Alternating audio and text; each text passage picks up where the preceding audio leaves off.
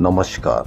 देश और दुनिया की तमाम फटाफट खबरों में आपका स्वागत है। खबरों के लिए आपसे निवेदन कि यदि आपने हमारे चैनल को सब्सक्राइब नहीं किया है तो कृपया करके आपके अपने चैनल को सब्सक्राइब कर लें।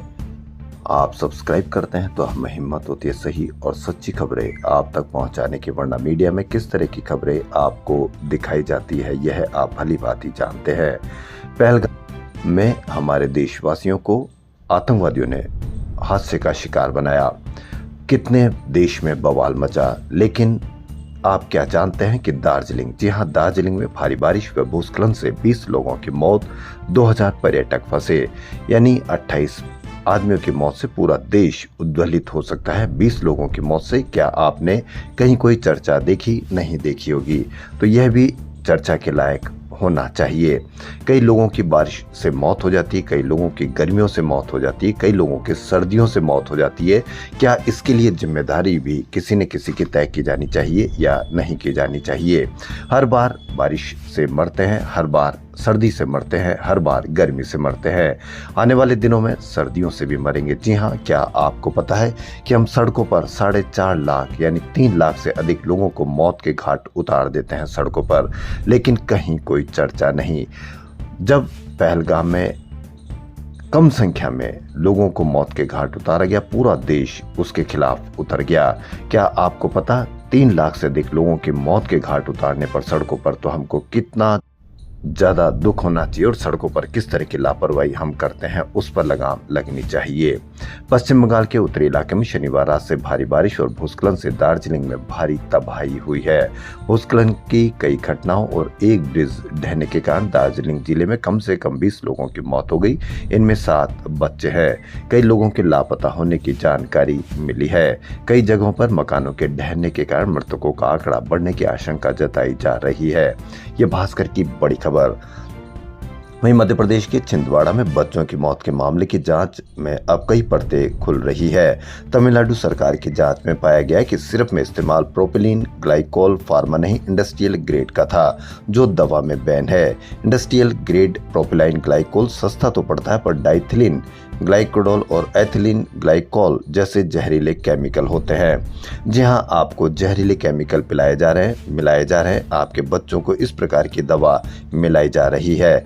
कफ सिरप में मिला पेंट और ब्यूटी प्रोडक्ट में इस्तेमाल होने वाला केमिकल, लेकिन आपको दिखाया जाता है मीडिया में क्या? किसका डर आपको दिखाया जाता है? क्या आपको कभी इस बारे में चर्चा देखने को मिलती है, सुनने को मिलती है कि आपके कफ सिरप में क्या है?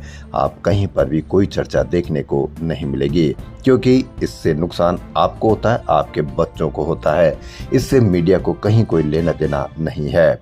आपने एयर इंडिया का बोइंग 787 ड्रीमलाइनर का हादसे का अहमदाबाद हादसे को कहीं आप भूले तो नहीं है? क्या उसकी जांच की रिपोर्ट आई? जांच में कौन जिम्मेदार पाया गया? जांच में आपको अभी तक कहीं कोई पता नहीं चला कि उसकी जांच का क्या हुआ। हो सकता हो कि मीडिया वाले कोई नई दुर्घटना के इंतजार में हो, या मीडिया वाला कोई दूसरा दुर्घटना होगा तो उस पर आपको फोकस कर देगा। एक ऐसी घटना, एयर इंडिया का बोइंग 787-8 ड्रीमलाइनर शनिवार को हादसे से बच गया। अमृतसर से बर्मिंघम के लिए उड़े विमान AI-117 में लैंडिंग से पहले 400 फीट ऊपर RAT खुल गया। इसके बाद इमरजेंसी लैंडिंग कराई गई। RAT, रेम, एयर टरबाइन दोनों इंजन फेल होने, इलेक्ट्रॉनिक या हाइड्रोलिक फ्लेयर होने पर खुलता है। रेट हवा की रफ्तार का उपयोग कर इमरजेंसी पावर पैदा करता है और विमान को हवा में बनाए रखता है।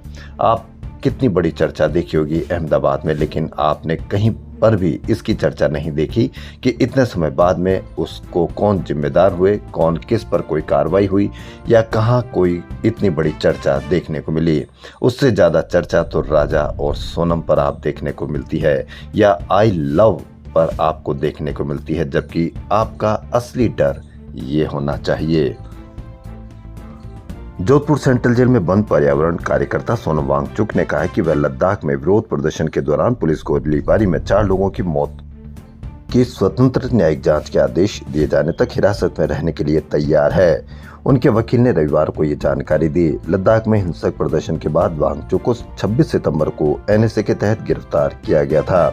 उनकी पत्नी गीता अंजलि जे अंगमो ने सुप्रीम कोर्ट में गिरफ्तारी के खिलाफ याचिका दायर की है। इस पर सुप्रीम कोर्ट सोमवार को यानी आज सुनवाई करेगा। अमेरिका के पेंसिल्वेनिया में भारतीय मूल के कारोबारी की गोली मारकर हत्या कर दी गई। सूरत के बारडोली के राकेश पटेल का पेंसिल्वेनिया के रॉबिन्सन टाउनशिप में मोटल का कारोबार था। निर्वाचन आयोग का बिहार दौरा रविवार को पूरा हो गया। आयोग दिल्ली लौटकर समीक्षा करेगा। इसके बाद जल्द चुनाव की घोषणा होगी।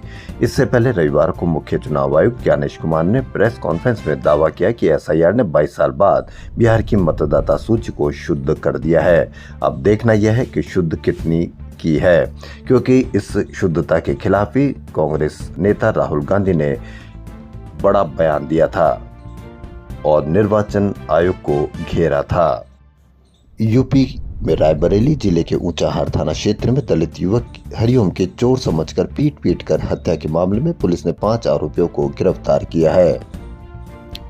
देश और दुनिया की तमाम फटाफट खबरों में फिलहाल इतना ही। यदि आपको देश और दुनिया की तमाम फटाफट खबरें पसंद आ रही तो आपके अपने चैनल को सब्सक्राइब करना ना भूलें। धन्यवाद।